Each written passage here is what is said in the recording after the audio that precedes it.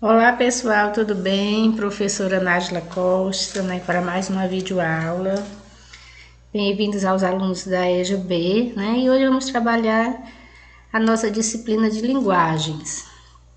Vamos iniciar, com a gramática, vamos falar de letras e sons, fonemas. Na literatura vamos trabalhar o barroco e na redação os gêneros digitais, Vamos conhecer o gênero digital blog, certo? Então, na nossa gramática, nós vamos trabalhar com as unidades sonoras, E aí ele inicia dizendo: os fonemas são as unidades sonoras que compõem o discurso ou a fala e são representados entre barras oblíquas, Que o fonema fica o som entre essas duas barrinhas que vocês estão visualizando. Já as letras, por sua vez, são os sinais gráficos que tornam possível a escrita. Juntas de forma ordenada, as letras constituem o alfabeto. E a gente conhece aí o alfabeto, que é composto pelas consoantes e pelas vogais. Nós temos aí o exemplo 1. A palavra coçar, ela tem 5 letras, C-O, cedilha, R.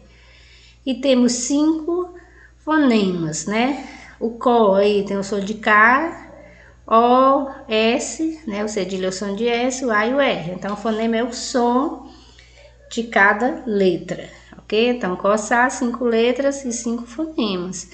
Lembrando que essa quantidade de letras e fonemas, ela vai mudar de acordo com a palavra.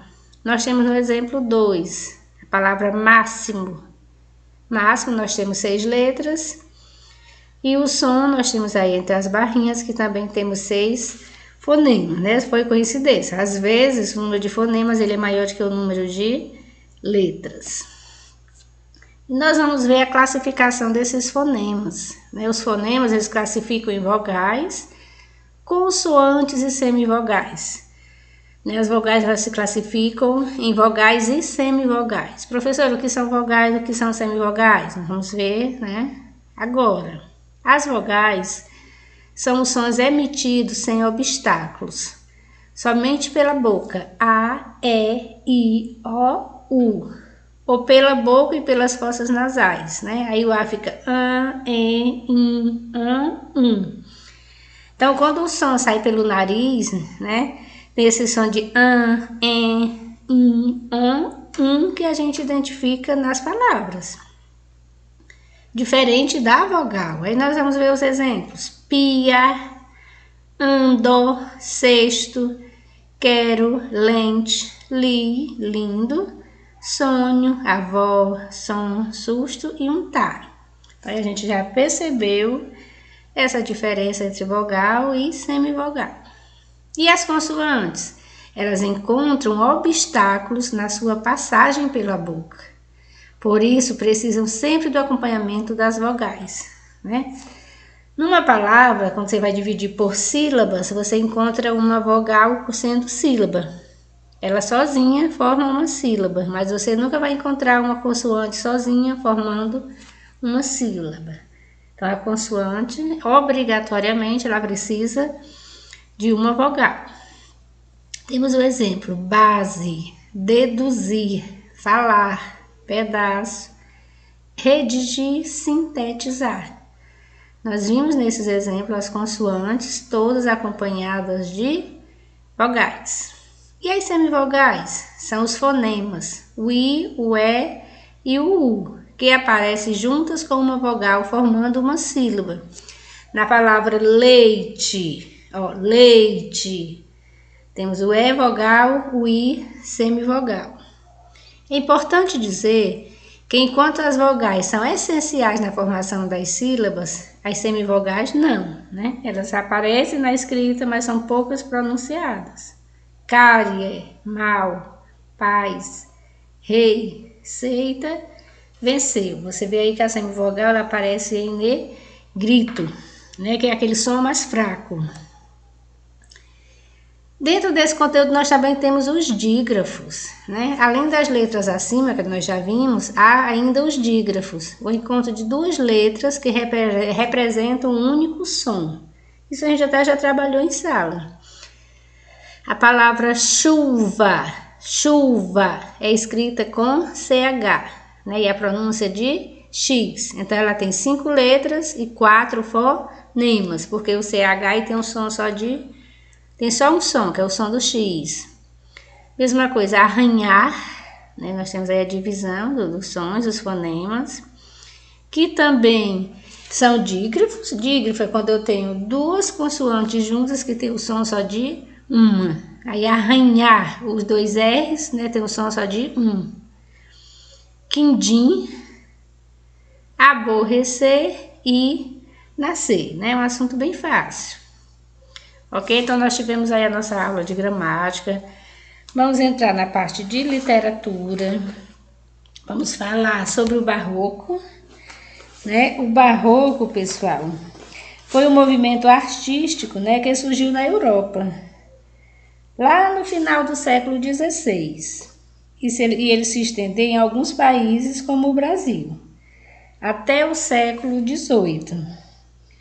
Então, no Brasil, né, no século XVII, as manifestações literárias do barroco começaram a ocorrer, sobretudo na cidade de Salvador, né, a capital da colônia, onde havia uma vida social e urbana mais intensa, né? Ali a poesia circulava principalmente na forma oral. Trabalhava-se mais com a oralidade na poesia e menos com a escrita. E estava presente tanto em comemorações mais corriqueiras, como aniversários, ocasiões mais solenes, como em homenagens e personalidades. Então, o barroco, aqui nós podemos ver, é um estilo que dominou a arquitetura, né? A pintura, a literatura, a música na Europa no século XVII, como já falei. Por isso, né, toda a cultura desse período, incluindo os costumes, os valores, as relações sociais, é chamada de barroca, né? Essa época surgiu no final do Renascimento e manifestava-se através de grande ostentação e extravagância entre os grupos beneficiados pelas riquezas da colonização, né, os mais favorecidos. E quais são as principais características do barroco?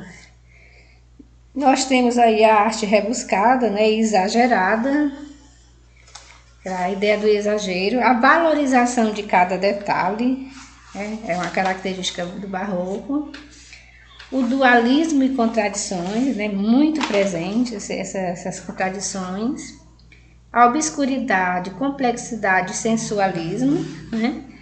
E o barroco literário, o cultismo e o conceptismo. Então, são características do barroco. E os principais autores, né, escritores brasileiros, quem foram eles? Para a gente, né, poder reconhecer, identificar. O Bento Teixeira, né, que de 1561 a 1618, o Gregório de Matos, Manuel Botelho de Oliveira, o Frei Vicente de Salvador, né, já que iniciou-se, né, a cultura barroca em Salvador, e o Frei Manuel de Santana Maria, de Itaparica. Então, esses são os principais autores do barroco, né, no Brasil. E no nosso contexto histórico, né, do barroco, o Concílio de Trento, né, ele foi realizado em 1545 a 1563, né, causou grandes reformas no catolicismo, em resposta à reforma protestante de Martim Lutero, né, que você já deve ter estudado a questão de Martim Lutero nas aulas de história, deve estar fazendo as associações. Assim, a autoridade da Igreja de Roma foi vigorosamente reafirmada, depois de perder muitos fiéis. Aí nós tivemos também a Companhia de Jesus, né, que foi reconhecida pelo Papa em 1540, passa a dominar quase que inteiramente o ensino, e ela exerceu um papel importante na difusão do pensamento católico, que é aprovado no Concílio de Trento, né, que a gente já viu anteriormente. A Inquisição, que se estabeleceu na Espanha, né, a partir de 1480, e em Portugal, a partir de 1536, ameaçava a liberdade de pensamento. O clima era de austeridade e repressão. Clima bastante difícil. Foi nesse contexto, né, que se desenvolveu o movimento artístico, chamado barroco, uma arte eclesiástica que desejava propagar a fé católica. Então vamos para a nossa aula de redação dos gêneros digitais, hoje tão usados por todos nós, estão presentes na nossa vida. Os gêneros digitais, eles vão acontecendo, ocorrendo de acordo com a necessidade. E hoje nós temos o blog, nós temos o e-mail e tantos outros gêneros que, como eu já disse, fazem parte da nossa vida. Nós já não conseguimos viver, na verdade, sem esse gênero. Então, pessoal, embora novos gêneros textuais estejam surgindo, que eu já disse, a acordo com a necessidade vão surgindo novos gêneros. Os gêneros digitais, é interessante notar que eles podem ser definidos porque apresentam elementos que possibilitam isso, esse aparecimento, esse surgir do novo gênero, de acordo com a necessidade nossa, do dia a dia, do nosso cotidiano. Além de preservar a característica dos gêneros já consagrados, por exemplo, ao escrever um e-mail, temos ainda que inconscientemente a estrutura textual de uma carta, Aquela carta que é concebida com início, meio, enfim, aquela carta tradicional que era usada antigamente, como a identificação do remetente e a despedida. O e-mail tem isso. O remetente, e-mail você vai enviar para quem, Quando você envia, já fica a sua identificação. Por isso, é incorreto pensar que a comunicação virtual é uma verdadeira bagunça, pessoal, não é, E que não respeita tipologias ou gênero, respeita sim. Existem os critérios, de cada gênero. Então, poucos níveis de linguagem, A gente vê que a internet, os textos, as mensagens, o WhatsApp, você tem a tendência de simplificar as palavras, O que não é tão usual na nossa língua portuguesa. E nós vamos ver também o blog, O blog vocês devem conhecer, existem vários blogs na internet, talvez até vocês tenham algum. É um gênero, pessoal, em que você cria seu blog, coloca seus textos, faz algum anúncio.